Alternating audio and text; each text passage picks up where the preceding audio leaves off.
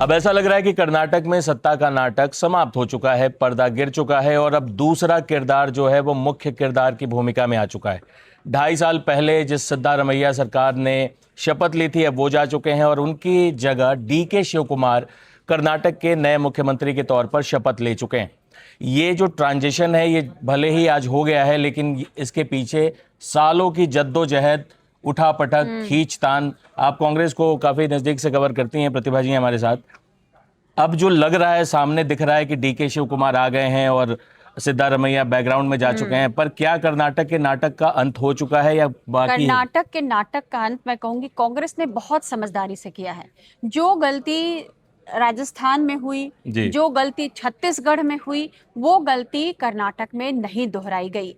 और यहाँ प्रियंका गांधी और राहुल गांधी के बीच का एक तालमेल भी बहुत अच्छा दिखता है, निर्णय लेने में, सोच समझ के निर्णय लेने में और तुरंत मतलब रिएक्शन देने में जो है, अब दोनों साथ मिलकर के काम कर रहे हैं।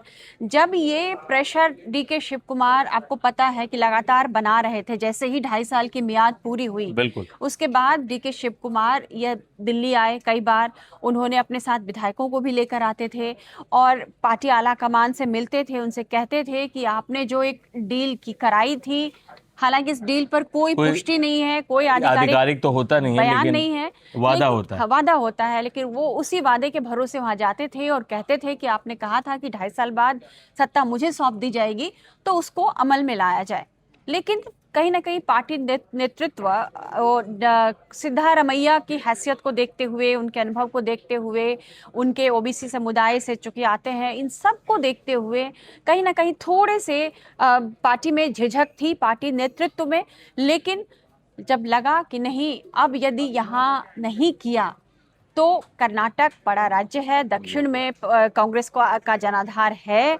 ये आप देख रहे हैं कि केरल में भी सरकार बनी है, तेलंगाना में पहले से है, तो तमिलनाडु में भी सरकार का हिस्सा तो हो गए हैं। हाँ, तब हिस्सा हो गए हैं। तो एक तरह से कांग्रेस पार्टी, लगता है कि पार्टी नेतृत्व ने यह सोचा है कि जो साउथ में आप जो यदि बढ़ रहे हैं, तो उस गलती को न किया जाए और समय रहते यदि आप डीके शिव कुमार को नहीं बनाते तो उनके समर्थकों में असंतोष आता।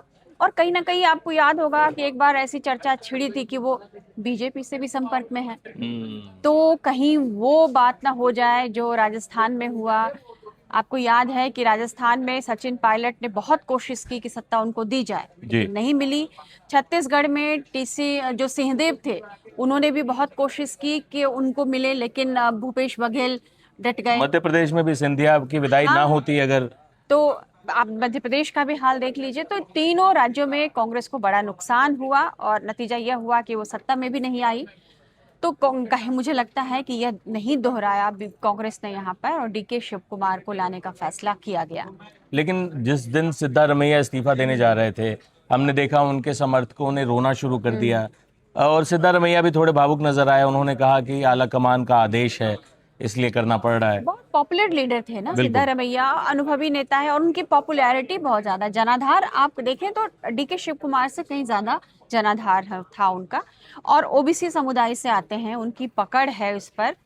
लेकिन कांग्रेस नेतृत्व का फैसला है कि डीके शिव कुमार में क्या खासियत है? उनके बारे में कहा जाता है कि मैनेजमेंट, उनका मनी मैनेजमेंट से लेके मैन मैनेजमेंट, कांग्रेस के लिए संसाधन जुटाते हैं, बहुत रिसोर्सफुल नेता हैं और तमाम जगहों पे जहां कांग्रेस ऐसी स्थिति में फंसती है, कर्नाटक के अलावा संकट मोचक कहते हैं, वहां डीके को भेजा जाता है। लेकिन इसके अलावा अगर इनके राजनीतिक करियर पे देखें, सिद्धारमैया के मुकाबले एक कैसे मुख्यमंत्री साबित हो सकते हैं डीके शिव कुमार की जो सबसे प्लस पॉइंट है वो है कि पार्टी लीडरशिप के सबसे मतलब कहें कि निष्ठावान कार्यकर्ताओं में से एक है।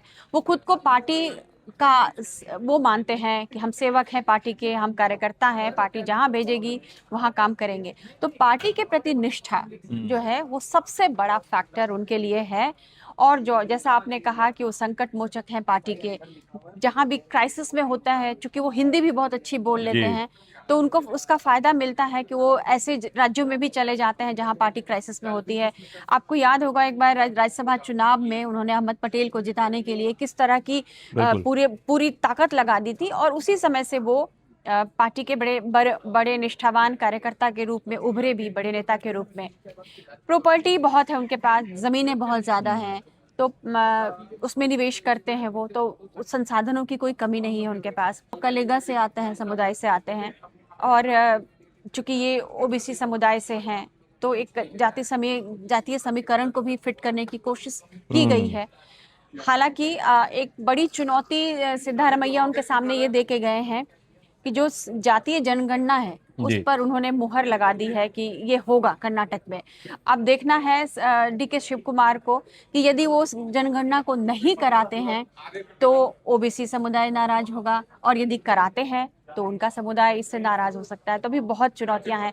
हालांकि राहुल गांधी की जातिगत जनगणना पर जो राय है उसके हिसाब से तो लगता नहीं है कि डीके इस फैसले को पलटेंगे।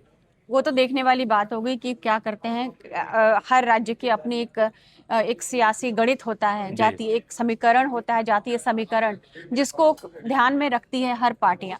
अब देखते हैं यहाँ पर क्या होता है। इनके पास, डीके शिव कुमार के पास 2.5 साल तो कहा उन्होंने, लेकिन होते होते 6 महीने तो निकल ही गए। तो अब महज उनके पास 2 साल का वक्त है। सत्ता वाली जो कुर्सी होती है उसमें काफी मजबूत वाला गोंद चिपका होता है। चिपका होता है। नीतीश कुमार ने भी कई साल कोशिश की, फिर उठ ही गए वो। लेकिन क्या ये जो बिहार में हुआ कि नीतीश कुमार को हटा दिया गया, सम्राट चौधरी को, हालांकि वो अलग अलग पार्टियां थी, गठबंधन के दल थे, उसी तर्ज पर सिद्धारमैया को भी उम्र और ये सब अवस्था देखते हुए हटाया गया? क्लियर कर दूं कि सिद्धारमैया को आप ये मत समझिएगा कि वो सीएम नहीं है तो अब उनकी विदाई हो गई राजनीति से। ऐसा नहीं है। हो सकता है सिद्धारमैया आपको पार्टी अध्यक्ष के तौर पर भी दिख जाए। खरगे जी का कार्यकाल अब खत्म होने वाला है, और एक ओबीसी नेता के तौर पर वो सिद्धारमैया, कांग्रेस के राष्ट्रीय अध्यक्ष की बात मैं कर रही हूँ, वो राष्ट्रीय अध्यक्ष बनाए जा सकते हैं। हालांकि चर्चा थी कि उनको राज्यसभा दी गई, का ऑफर किया गया कि आप राज्यसभा चले जाइए, लेकिन उन्होंने मना कर दिया। उन्होंने कहा नहीं, मैं विधायक ही रहूंगा, मैं यहीं पर काम करूंगा। कर्नाटक नहीं छोड़ना चाहते, कर्नाटक नहीं छोड़ना चाहते हैं, लेकिन चर्चा है कि वो कांग्रेस के राष्ट्रीय अध्यक्ष भी बनाए जा सकते हैं। हालांकि यह तो पार्टी लीडरशिप को तय करना है और कांग्रेस के कार्यकर्ताओं को तय करना है। हम आप तो सिर्फ चर्चा कर सकते हैं। लेकिन फिलहाल की सच्चाई ये है कि कर्नाटक को एक नया मुख्यमंत्री मिल गया है। बहुत समय से जो कयासबाजी चल रही थी उस पर विराम लग गया है। फिलहाल तो मैं आदेश रोकूंगी आपको। एक ज्योतिष है, मैं नाम नहीं लूंगी उनका एक एक्स पर एक पोस्ट वायरल हो रहा था कि उन्होंने कहा था कि जून में डीके शिव कुमार को कि आपकी जो मुराद है पूरी हो जाएगी। तो डीके ने कहा जून तो बहुत लेट है, इट्स टू लेट। तो उन्होंने कहा नहीं, जून मई आखिर तक जो है ना, आपके लिए रास्ता साफ हो जाएगा और जून में आप सीएम बन जाएंगे। तो आप देख लीजिए, सारे घटनाक्रम को मिला लीजिए। मई के आखिर में ये तय हुआ कि सिद्धारमैया कुर्सी छोड़ेंगे और डीके उस कुर्सी पर बैठेंगे। तो कुल मिला के 2 लोगों की किस्मत चमक गई, डीके की और उस ज्योतिष की भी। हाँ, जिनका नाम हमने नहीं लिया है। आप देख रहे हैं कितना दिलचस्प किस्सा करते हैं हम लोग, किस्सा गोई करते हैं, बातचीत करते हैं। आप यदि इस किस्सा गोई को और देखना चाहते हैं, इस तरह की चर्चाओं को, तो टाइम्स नाउ ना भारत के डिजिटल प्लेटफॉर्म पर बने रहिएगा। और बातचीत में शामिल होने के लिए कमेंट करने का विकल्प तो है। बिल्कुल, शुक्रिया। खबरों की रणभूमि में यहाँ शोर नहीं, सोच लड़ती है। जहां शब्द नहीं, फैक्ट्स वार करते हैं और हर सवाल खोलता है सच की नई परत।